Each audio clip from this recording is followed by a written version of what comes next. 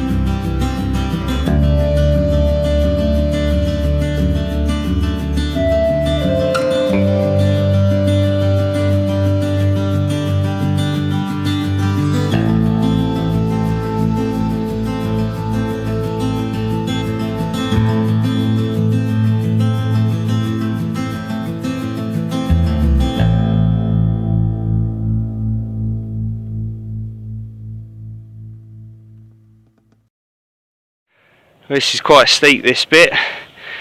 There are some steps, but we're all finding it a little bit tricky. But we're in Wye Downs Nature Reserve.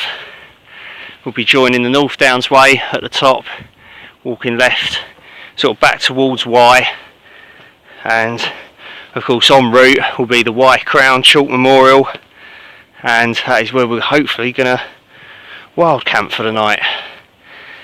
We've done the walk in pretty good time actually. It's not been a hell of a lot to see, a lot of flat, very muddy fields.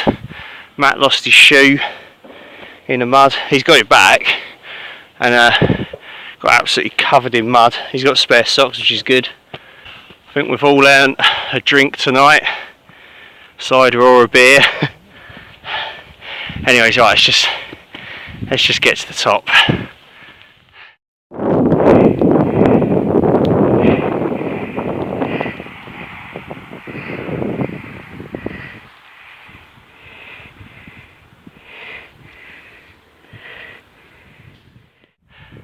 We're not even at the top yet, and the view is incredible.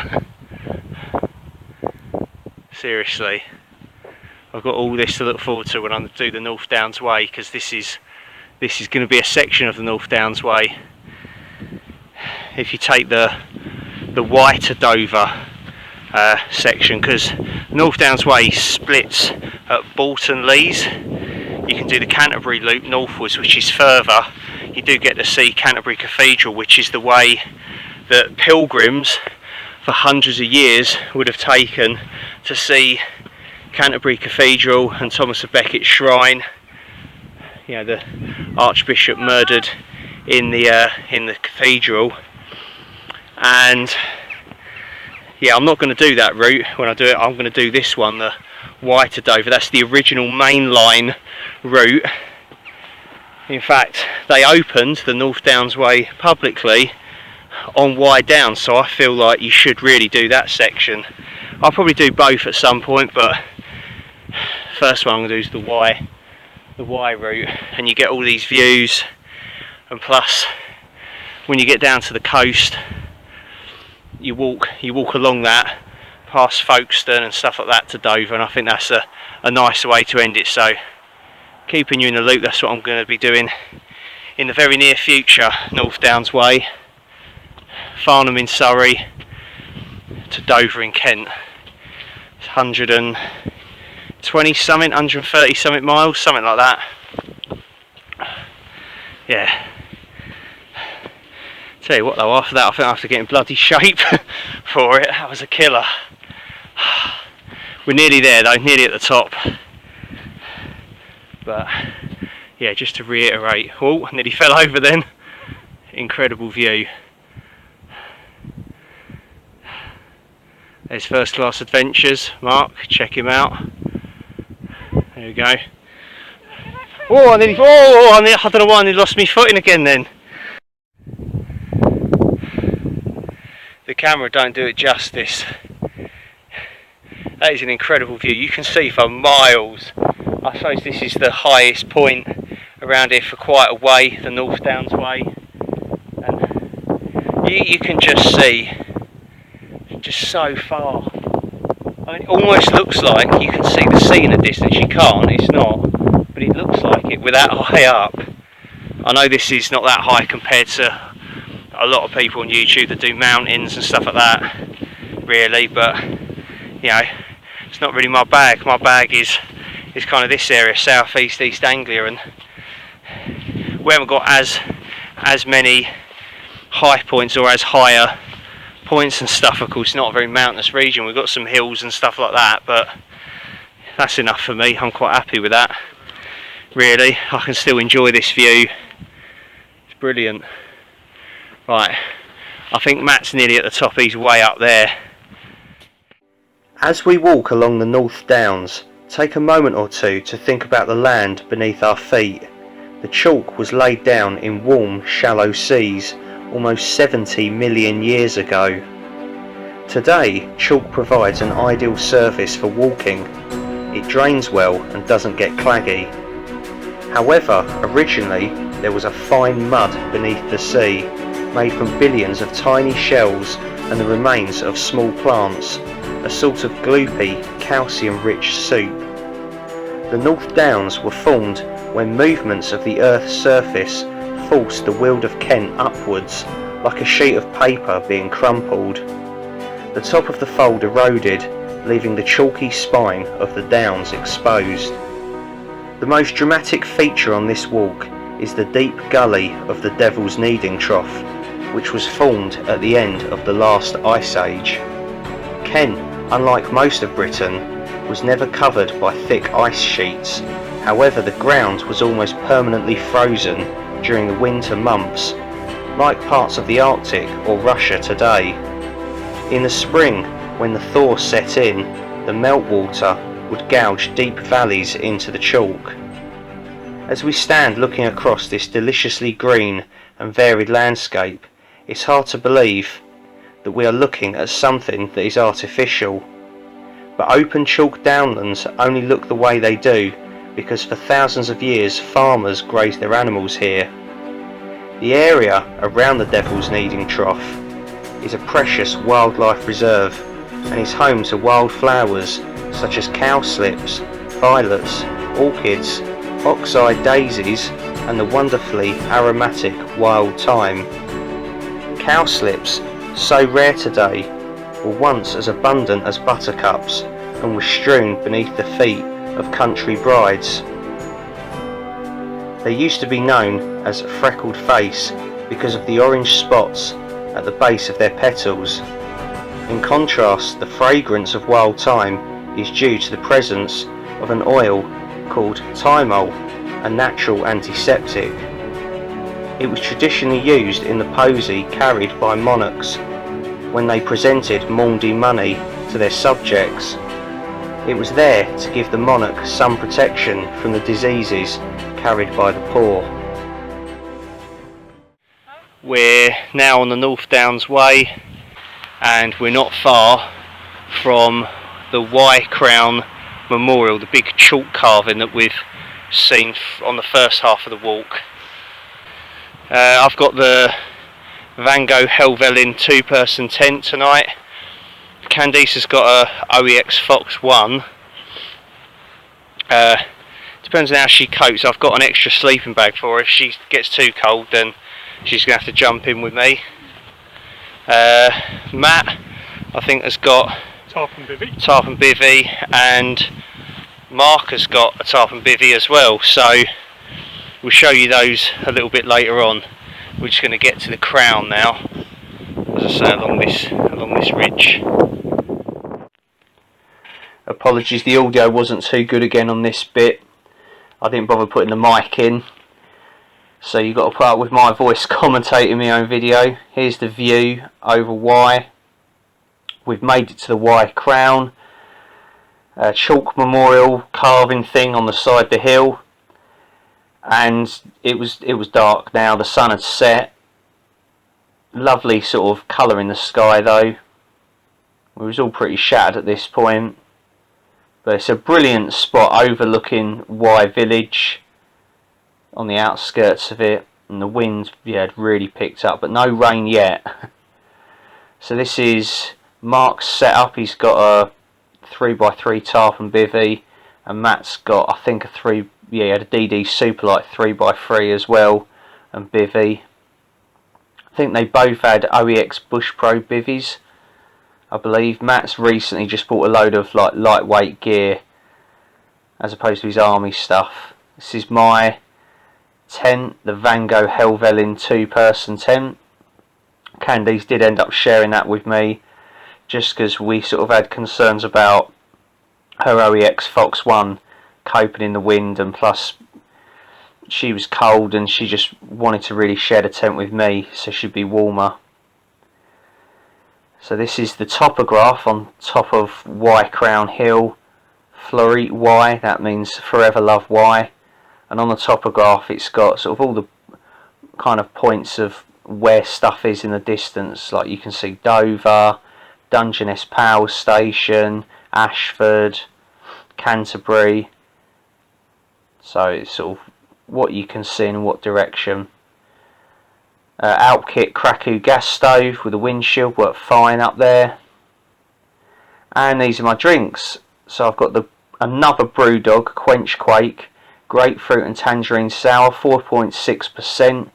Really like this beer. It's probably my favourite beer actually so far. It's had the highest rating. And this is an Old Moot cider, pineapple and raspberry, kindly given to me by Mark. Cheers, mate. And 4%, and yeah, it's good cider that. I've had it a few times before. You can't go wrong with the Old Moot ciders. I love all the flavours they do. Very good ciders. So yeah, 2 banging drinks. Happy with them. So more views in camp, and a closer look at Mark's setup under his 3x3 tarp. We had loads of space under there, which come in handy for later on, as you'll find out in the video, due to Matt's predicament with his setup in the night. Yeah, and we got it just a bit tighter and it worked a lot better. Yeah, fantastic views, but as you can see that wind is howling and then of course the rain came later on, which made things worse. So it turns out it was actually the beginning of a storm. I'm so glad I bought that tent now. Welcome back everyone. I'm now inside the tent, the Vango Helvellyn 2-person, and it's about 20 past 10 now. The wind has been pretty strong all night. Slight change of plan. I'm now accompanied by Candice, who's in her sleeping bag. When we got here, basically she was like, oh no, I don't want to set my tent up, can I just snuggle in with you in your tent? And yeah, we know we can fit both of us in here, and I was like, go on then. I thought, you can't really resist, can you? You've got to be a gentleman, so not a problem, we'll keep each other warm. She's been in here over an hour now, she's getting a bit cold and she's toasty and warm. Turns out we're on a bit of a slope going down towards the door's behind the camera, so I'll probably have to stick my sleeping stuff up that end. It's been a really good night, despite, you know, the windy weather as we expected, but once you've got all your warm stuff on, you've had hot food, hot drinks, it was pretty warm. We had to redo both Mark and Matt's tarps, so we've got them set up and they're a lot stronger now, more resilient to the wind. So the final drink of the night is this old moot or malt cider, pineapple and raspberry, and this was kindly given to me by Mark. Cheers mate. So I'm going to have that. I've also bulk bought a couple of boxes of foot warmers and hand warmers, and I've sort of split them, so Candice has got half, I've got half for, you know, winter camps and stuff. So she's gonna put hers on in a minute and I'm gonna use mine in a minute, and we should be really warm. I mean, to be honest with you, I'm toasty in here, I'm not even in my sleeping bag. It's amazing how much difference being in a shelter makes, you know, getting out of the wind instantly. It's so much better, it's so comfy and warm in here. Chewing gum from a ration pack, by the way. I had a chicken in yellow curry sauce with rice. I had like potatoes as well, and carrots and vegetables, and probably peppers and spices in it. Beyond the beaten track, another army rat pack meal, that was alright. A mince pie slice, which I warmed up and it was a lot better.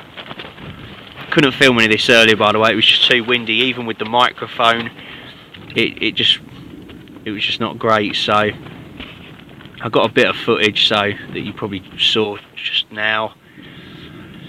But it's been good, it's been really good. It's a really good spot, the views are incredible and they'll be amazing in the morning. And we've not got far to walk, probably 1 or 2 miles back to Wye. We can see Wye down below us, you can see the whole town, it looks amazing. We've seen fireworks going off in the distance, you can see quite a long way. It's probably one of the best views in Kent.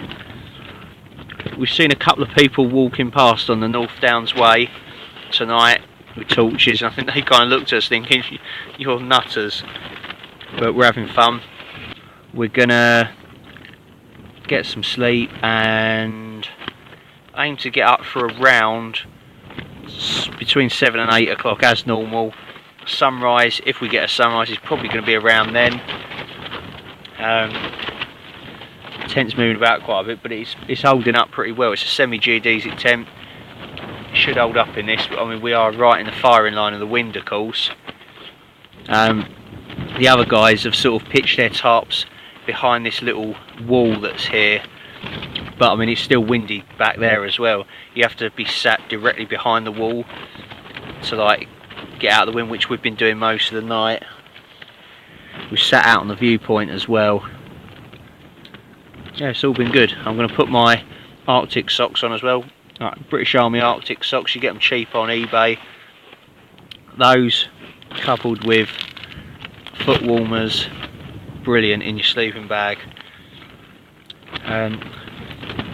I think we're going to sleep pretty warm tonight. Can't see that being a problem. I'm going to have this cider. I've got a book to read as well, as I figured with these winter camps you end up being in the tent or your shelter for ages. So I've been reading, for all you literary fans out there, I've been reading Animal Farm by George Orwell. He's one of my favourite authors, and this is a classic.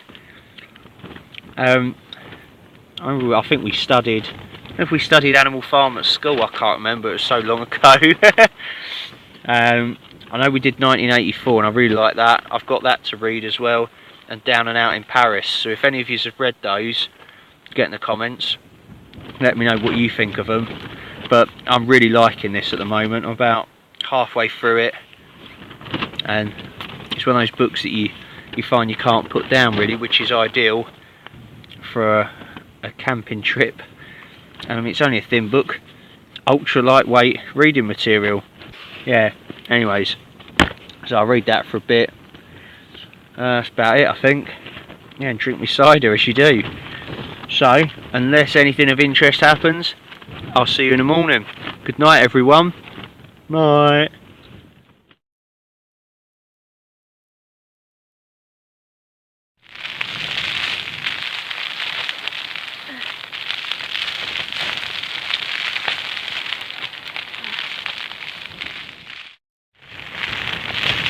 As you can probably hear outside, the weather's quite bad. We've just checked the Met Office, and the wind gusts are 40 mile an hour, and the normal wind speed is like 21. Also, we're up high, so it's probably worse. And we've got this heavy wind and rain until about, well, 7:30, maybe 8 AM. And we just had a load of commotion outside, and loads of lights flashing around, and Candice says she heard Matt saying, am I gonna die, or I think I'm gonna die, or something, we're not sure. And what's transpired is Matt's tarp has collapsed in the night, and they can't, I don't know if it's broken, if the pole's broken, but it's collapsed, and he's had to sort of quickly try and get all of his stuff under Mark's tarp, and I think he's going to be sharing Mark's tarp with him, so they've had to sort of squeeze him under there quickly, because of course the weather's too bad for them to try and get his tarp back up. I think they've tried reconfiguring it, and it's just not happening. So hopefully he's alright. We'll find out in the morning anyway. They're probably not going to get a hell of a lot of sleep, I'm not going to lie. This tent's holding up pretty well, as you'd expect. It's moving about quite a bit, unlike the Puma, the OEX Puma 2, which would probably not move at all in this. That's a really bomb-proof tent, but we didn't think we'd be sharing a tent, so I'm glad we did though, because Candice's little OEX Foxx 1, well, it'd probably fare better than a tarp, but it'd still get knocked about a little bit by this sort of wind, so we've probably done the right thing really, sharing this tent. So yeah, anyway, I just thought I'd keep you updated, but they should be alright, just a bit sleepless really. So I hope Mark's beard doesn't tickle him. Anyways, more in the morning. Night. Good morning everyone. It's 7:30 in the morning. Candice has just gone out to answer the call of nature. I believe Mark and Matt are awake. How much they slept, we don't know. As I said last night, they had some difficulties with their tarps. Matt's tarp collapsed on him. I think it's still raining slightly. The wind is still howling. I checked the Met Office, and I think this is the start of a named storm. You know it's bad when they give storms names, and I think this one is called Storm Atioya or something like that. It's worse in like Scotland and Northern England, of course. They always have the weather worse, but we're still getting our fair share of it up here. This tent though has done a sterling job, and it's held up. It's moving about a little bit, unlike the Puma, which doesn't move at all, but it's held up fine. We was warm. I'm not going to lie, I did sleep really well. It was comfy, it was warm, dry. I think Candice slept okay. I'm still not a massive fan of that porch though. That porch is still... It's more cramped than what it should be, because it's a slope, so you have to sort of tuck everything underneath that little slope bit, and then it leaves you with sort of enough room to get out and put shoes on, but it's very flimsy. That's the thing I don't like about it. It's a very flimsy porch. It's the bit that moves around the most on the tent and makes the most amount of flapping noise, but hopefully I should be able to cook inside that porch, because I want to boil up some water for my army fruitful muesli, and I've got like a little tea in there as well. I've just had a cranberry cereal bar, that was bloody nice that. So I'm going to mix up some cold water for a grapefruit drink. That'll probably be breakfast really, and then I think really we need to sort of get packed up and get back down off of the North Downs Way ridge back down to Wye. I found us a cafe in Wye. I think we all need a cooked breakfast. I'll see how the other guys are doing in a little bit, but at the moment we're kind of tent bound. I know that Matt and Mark are huddled under Mark's tarp, which isn't the most spacious. It's 3x3, but he's got it quite low, so not a lot they can really do, and they're behind the wall over there. So yeah, I'm gonna get stuff packed away in here, because we don't need this stuff out, and as I say, get my breakfast done, and then we'll head out and have a look, see what it's like out there. We started packing up, had breakfast, and just having a tea and just looking at the map. So we are here at the Wye Memorial Crown. We just got to walk down here and back to the car park in Wye. So we've done all of this. We built that last night. We did some of this, but we didn't have time to do all of it, so we sort of cut it short and come back round. So yeah, it's still really windy outside. Let's looking out through the porch.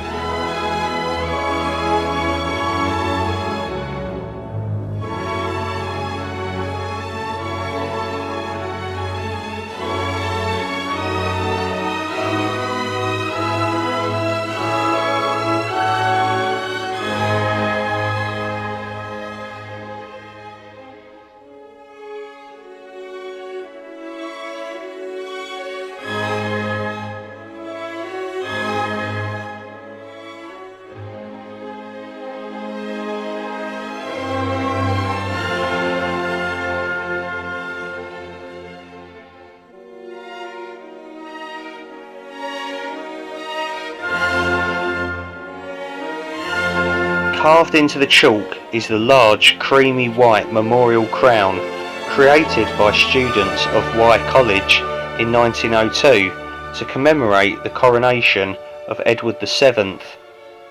It was illuminated with thousands of tiny lamps on the night of the coronation, and also on the silver jubilees of George V and Elizabeth II.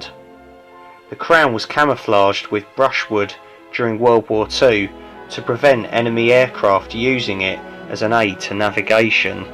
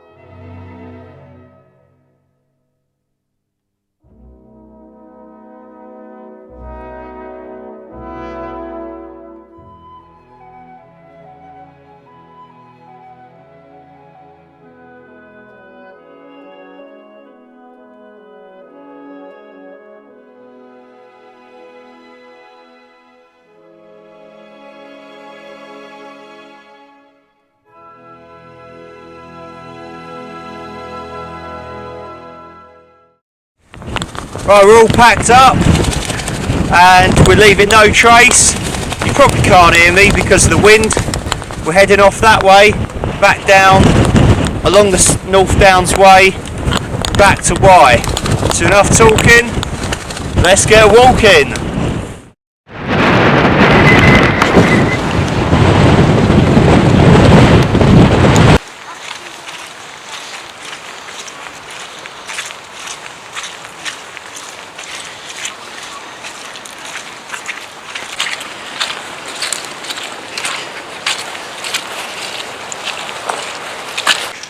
We're heading through the trees now along the North Downs way, back down to Wye. It's really slippery. We had a lot of rain last night and it's just really muddy round here, so we're really having to take our time because it's so easy to slip over here. Even with like boots, walking shoes, walking poles, just carrying that extra weight on your back, just that extra weight just, you know, propels you forwards if you do slip. It's going downhill ever so slightly, so we're coming down off the ridge. It's about 10 o'clock now. Seen quite a few runners, like fell runners, going up to the Crown, dog walkers. And the wind's still blowing, but we're sort of sheltered by that, by the trees. A few good spots along here actually that you could wild camp. There's sort of chalk underneath all of this, underneath mud and wet leaves, so really dicey combination.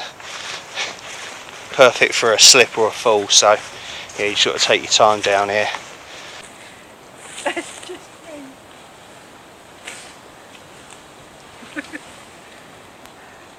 Hey! Right, the wind's moving.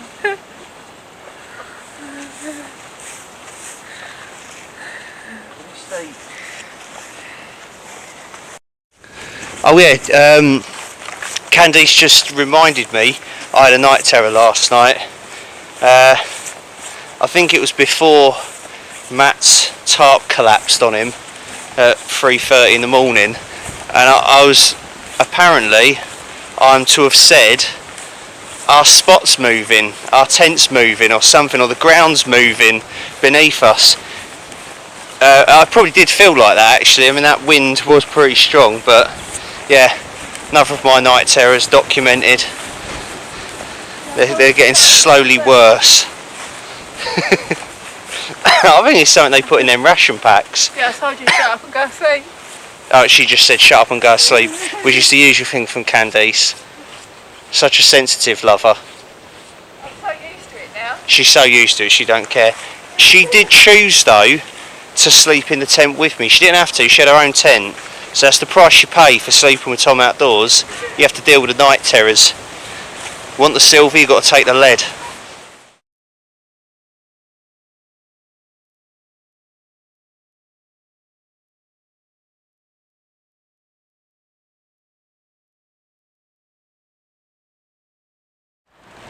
We're back at the free overnight car park here in Wye. Back at the cars, just dumping all the stuff, and then we're going to go and find the cafe that's nearby and get ourselves a nice cooked breakfast. I'm hungry already, even though I've had breakfast in camp, so yeah, that was a good walk. That the views up on the downs were amazing, and from Wye Crown, really good there. Very windy, very exposed of course, but yeah, I'd go up there and camp again, definitely. And of course, yeah, when I do the North Downs way, I'll be going through there anyway, and I'll probably make a point of stopping there and camping, or at least having some lunch or something. Anyways, we'll bring you along to the cafe, because it could be a giggle, and you can admire some food porn. Chat to you in a bit.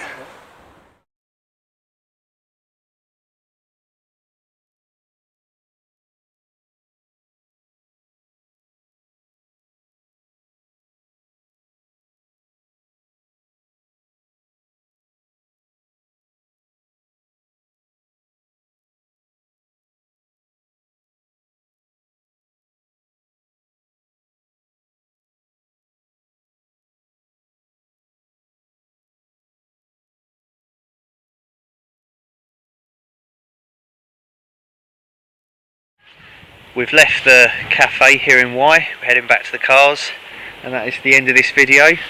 We're outside the public toilets, as you do. I want to say a big thank you to Matt. Cheers. It's been really good and eventful. It's been. Oh, it is. It's been a challenge. It's been eventful, but it's good. Don't let it put you off. Yeah, no. Big thanks to Mark. Thank you. Mark saved Matt's life by letting him sleep under his tarp. So Mark is the hero of the camp and stuff, but you wouldn't expect anything less from Mark. He's a true gentleman. And of course, last but not least, thank you to the lovely Candice. Yeah, hope you enjoyed the video. Take care of yourselves, look after each other, stay safe. See you again soon, everyone. Cheers. Bye. Bye.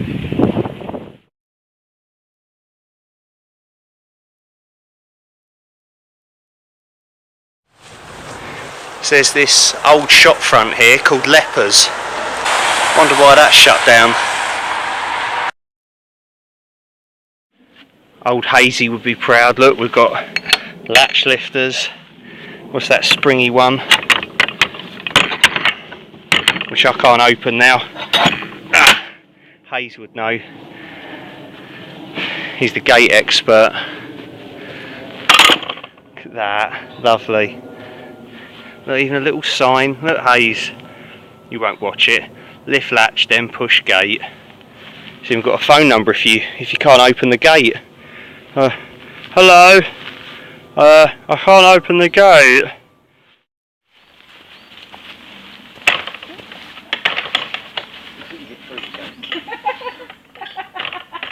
It's locked.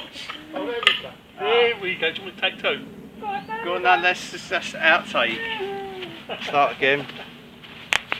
It's not Fort Knox. No, go on, come back again. Yeah, don't worry, just you stay there. Sure. Stay there. Brilliant. Come on, just stay there. Oh, what? No, seriously, I'll come down and do it again. Come on. That's fucked up the shot. Yeah, I'll come down and do it again.